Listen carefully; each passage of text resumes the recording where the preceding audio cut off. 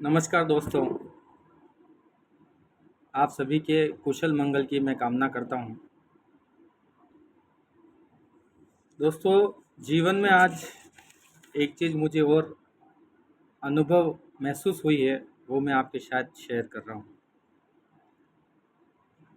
ईश्वर ने बहुत सोच समझ के इस पृथ्वी पर अपने को भेजा है। इंसान जब जन्म लेता है उस वक्त अपना रिटर्न टिकट वापस बुक करवा करके आया हुआ होता है। सिर्फ उसको उसकी डेट का पता नहीं रहता है कि मुझे कब जाना है। इंसान को पृथ्वी पर और इस पृथ्वी रूपी परिवार के अंदर अच्छा जीवन व्यतीत करने के लिए ईश्वर ने हमारे को यहाँ पे भेजा है। जन्म लेने के बाद व्यक्ति इस संसार रूपी सागर में कहाँ खो जाता है कुछ पता ही नहीं चलता। लेकिन जिंदगी एक साबुन की तरह है। जब मैं छोटा था मुझे याद आता है, काले तरह के साबुन आते थे, उससे कपड़े धोने का काम करते थे। वो बहुत घिसने के बाद उतरता था और जब उतरता है तो उस कपड़े के अंदर से मैल बिल्कुल साफ कर देता था। लेकिन समय चेंज हुआ, तरह तरह के साबुन आने लगे, डिटर्जेंट साबुन आने लग गए, सर्फ आने लग गए, और वो साबुन आज आप खुद देखें, जरा सा आप घिसोगे तो वो जल्दी से उतरना शुरू हो जाता है। और लोगों को अमूमन यही पसंद है, फटाफट घिसा, फटाफट धोया और साफ हो गया। लेकिन उस काले साबुन को मुझे इसलिए याद आई कि उसको जितना घिसते थे वो धीरे धीरे उतरता, लेकिन मेल साफ होता था। साथियों, एक जीवन के साथ भी यही घटनाएं हैं। पहले जो जीवन यापन करते थे हम लोग, उसके अंदर हमारा जीवन के अंदर घिस घिस के जो कार्य सीखा हमने, वो ज़िंदगी में कभी नहीं भूल सकते हम लोग। लेकिन आज की दुनिया के अंदर जो बच्चे इस पीढ़ी के अंदर जो जन्म ले रहे हैं, उनको इस डिटर्जेंट साबुन निरमा हुआ, सर्फ एक्सेल हुआ, या अन्य तरह के जो कई तरह के साबुन हैं उसकी तरह है। फटाफट घिसे, फटाफट साफ हुआ और गल करके जिंदगी समाप्त करके चले जाते हैं।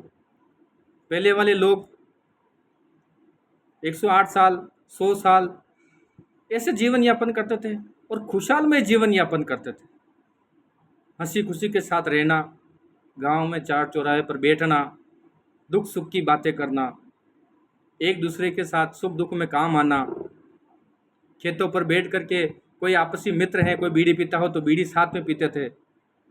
आज के देख लो जमाना, किसी के पास बात करने का समय नहीं।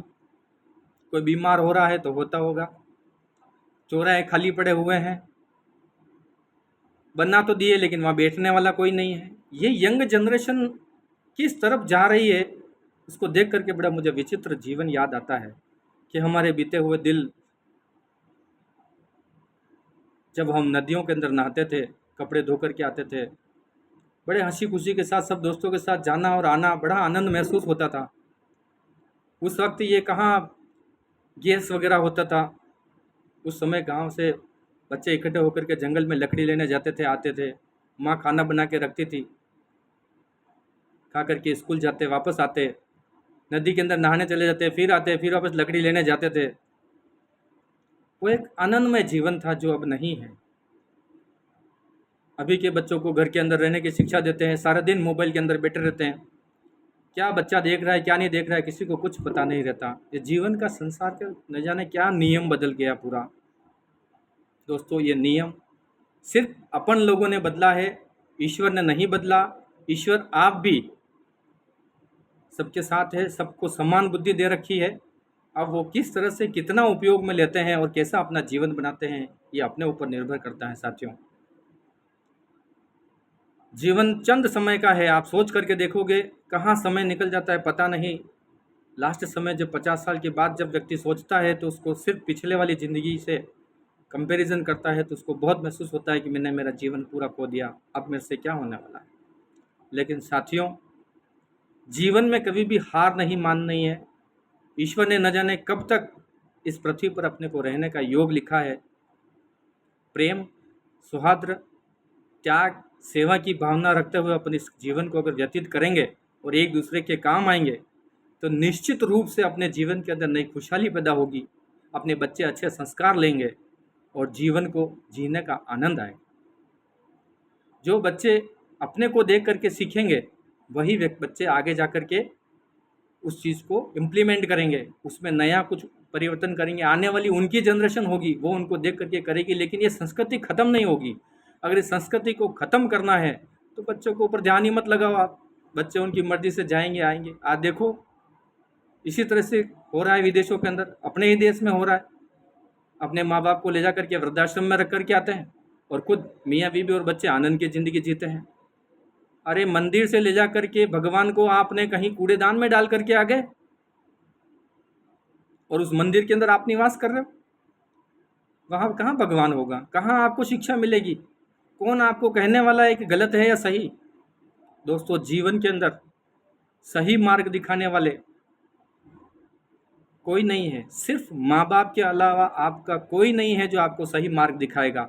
सिर्फ माँ और बाप ऐसे होते हैं जो जीवन के अंदर बच्चे के प्रति भाव रखते हैं, ममत्व का भाव होता है, पिता के अंदर कर्तव्य का भाव होता है। इसलिए अपने माँ बाप की सेवा आप निरंतर करें, उनको अपने मंदिर के अंदर रखें।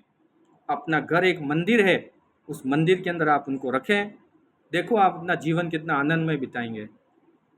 अलग अलग भाई होते हैं, दो दो तीन तीन भाई होते हैं, उनके बीच में झगड़े होते हैं, किसके लिए होते हैं? सिर्फ और सिर्फ मात्र धन दौलत के लिए होते हैं। पिता के बारे में, माँ के बारे में कोई विचार नहीं करता।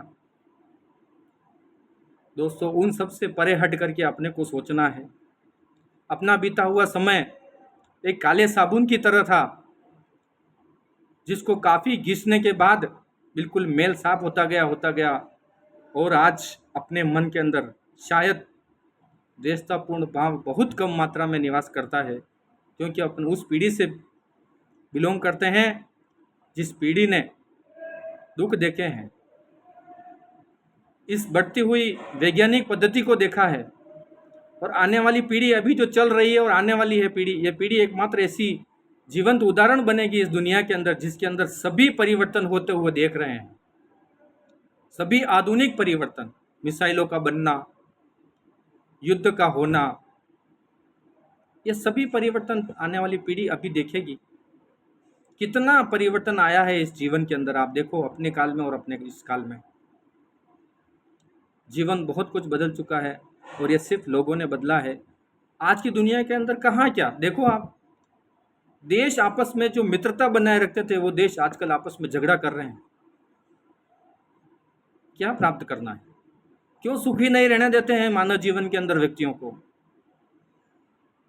मैं देश पूरे विश्व का सम्राट बन जाऊं, मैं पूरे विश्व के अंदर सबसे ताकतवर बन जाऊं। हानि किसकी हो रही है? जनहानि हो रही है। ईश्वर ने इस पृथ्वी पर जन्म दिया है और ये मिसाइलें ठोक करके सबको मार रहे हैं। ईगो क्यों लाते हो अपने जीवन के अंदर? सब समानता की भावना रखो, सौहार्द की भावना रखो, प्रेम की भावना रखो, दूसरे देशों के साथ अच्छी मित्रता रखो, सब काम अच्छे होंगे। दोस्तों, अगर आपको ये सब अच्छी लगी हो चीज़ तो लाइक और शेयर ज़रूर करें और कमेंट में लिखें क्या आपका जीवन भी इसी तरह से बीता है जिस तरह से मेरा बीता है। मैंने आपसे शेयर किया है, हो सकता है आपका भी ऐसा जीवन बीता हो, लेकिन कमेंट में मेरे को ज़रूर ये बताना कैसा लगा आपको। नमस्ते।